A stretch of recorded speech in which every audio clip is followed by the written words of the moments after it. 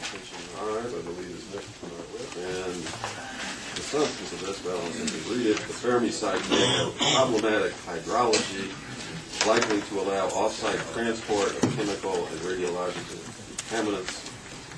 It goes on to state, page 50 of the revised petition, Detroit Edison's current hydrological studies are woefully inadequate, currently omitting key data on factors important to hydrological radionuclide transport, and lacks key adequate on-site measurements. And we'll be hearing first from the petitioners, Mr. Camps.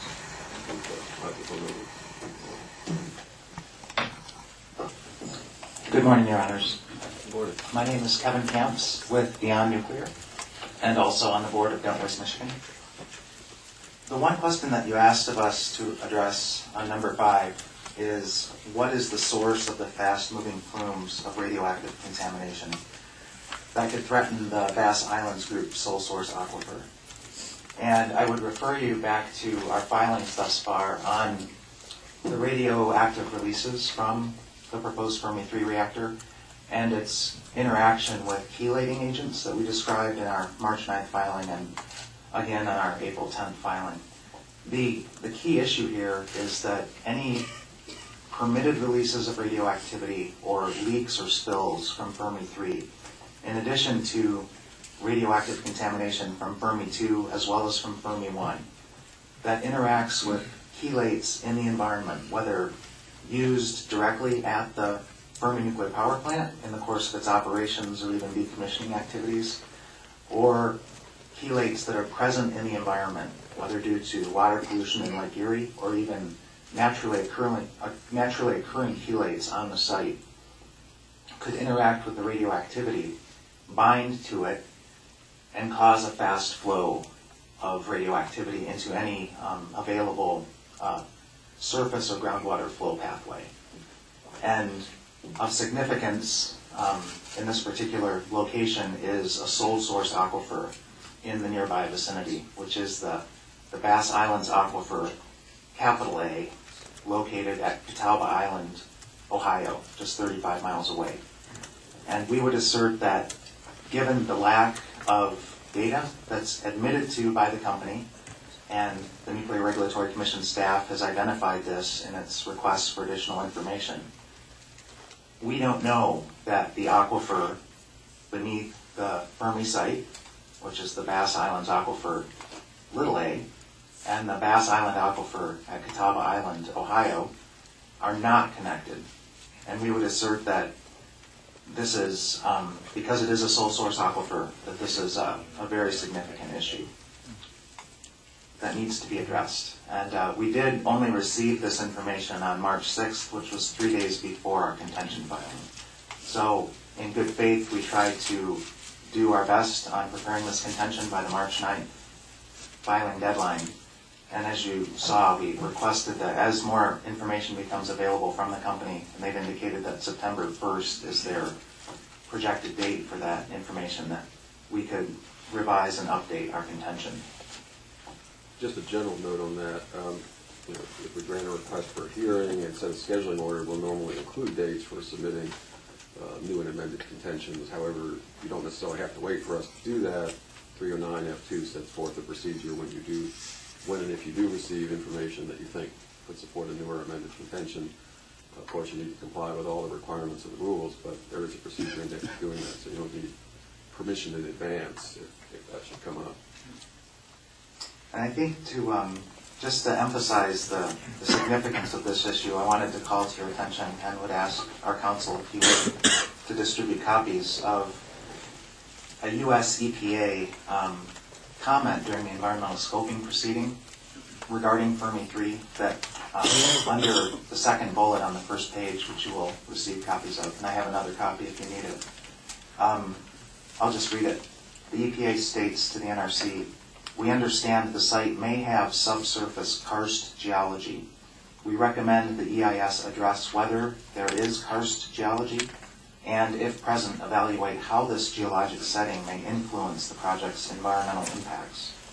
To facilitate our review, we would appreciate knowing whether karst geology is present as soon as this information is available."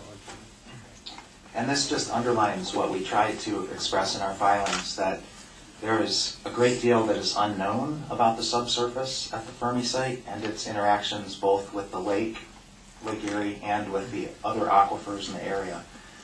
And something I did want to underline from the NRC staff's and the company's responses to our filings was an assertion by the NRC staff that the direction of groundwater flow is away from the lake at this point. And that seems to be their argument, that this is not an issue, that the flow direction is away from the sole source aquifer at Catawba Island. And I just wanted to underline the fact that that is an artificial creation. It's due to quarry dewatering activities in Monroe County that are extensive and widespread. And this cannot be counted on indefinitely into the future, that the natural direction of groundwater flow at the Fermi site is in the direction of Lake Erie, and that with loss of institutional control, with the cessation of quarry dewatering activities, the natural direction of groundwater flow towards Lake Erie and towards Catawba Island, Ohio, will very likely resume. And that bolsters our point that any radioactivity that is chelate bound will, in aquifers, will flow towards the lake, which is recognized at various points in the company's and the NRC's own filings, that the lake is a reception pathway from the groundwater of the Fermi site. And we would also assert that because of the unknowns, that the sole source aquifer at Catawba Island could also be implicated. And a significant historic event that was included in our filing was an overwhelming of the island itself by the lake that caused a contamination incident of E. coli, of an infectious microbe in the sole source aquifer in the past. And so that is another reason that we call your attention to radioactive releases into the lake itself, which could find their way downstream, deposited right onto the island to then leak down. And I would make one concluding remark and then retain the rest of our time for rebuttal. It's been compared that radioactivity bound to chelates is like putting roller skates on the radioactive particles and contamination. It allows it to flow much more quickly with water through the environment. And our concern is for this sole source aquifer at Catawba Island, but also for the lake itself, which is also a source of drinking water for countless millions downstream. Just two questions. One for the court report of the benefits. Have you spelled chelate? Chelate is spelled C-H-E-L-A-T-E. Okay. And this letter you've given us, is this, I take it this was not, I don't remember having seen this before. Is this something that you're submitting to us for the first time? Yes, it is. Today? All right, well, we'll have to ask the other participants how they feel about us considering something that they haven't had a chance to respond to until now. It is apparently a letter written to the NRC from EPA. All right, let's move on to hear from Mr. Epke. Follow up with a question. Analogy of chelates and roller skates. The sense that you get is that if a radionuclide happens to become chelated, does it move anywheres faster than the water would move? And would it go different areas? It would move faster than if it were not chelated bound. It would go faster than the water would move. That I'm not sure of, Your Honor.